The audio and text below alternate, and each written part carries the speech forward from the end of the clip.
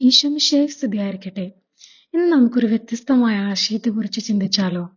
ഈശോയുടെ കുട്ടിക്കാലത്തെ ജീവിതം എല്ലാവർക്കും അറിയുന്നതല്ലേ? ഒരു സാധാരണ കുടുംബം.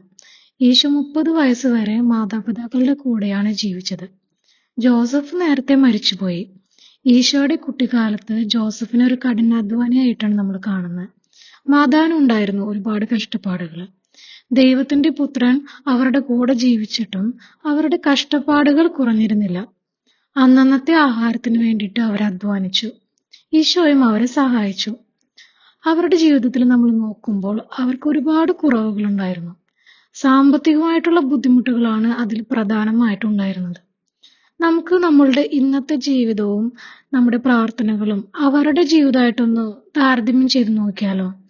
നമ്മൾ ഇന്ന് എന്തെങ്കിലും ചെറിയ ഒരു കുറവ് നമുക്കുണ്ടാകുമ്പോൾ നമ്മൾ അത് നികത്തുവാനായിട്ട് ഈശോയോട് പ്രാർത്ഥിക്കാറുണ്ട്. അങ്ങനെ യാതൊരു കുറവുമില്ലാതെ അല്ലെങ്കിൽ യാതൊരു അല്ലലവും ഇല്ലാതെ ജീവിക്കാൻ വളരെ എളുപ്പമാണ്. പക്ഷേ യഥാർത്ഥത്തിൽ അതാണോ ദൈവം ആഗ്രഹിക്കുന്നത്? നമുക്ക് ചെറിയ ചെറിയ കുറവുകൾ ഉണ്ടാകുമ്പോൾ അത് നമുക്കൊന്ന് സഹിക്കാൻ പഠിച്ചാലോ? നമ്മളുടെ ഏത് ജീവിത സാഹചര്യമാണെങ്കിലും അതിലെല്ലാം നമ്മെ സഹായിക്കാൻ ദൈവമുണ്ടെന്ന ഒരു വിശ്വാസവും പ്രത്യാശയും നമുക്കുണ്ടാവണം.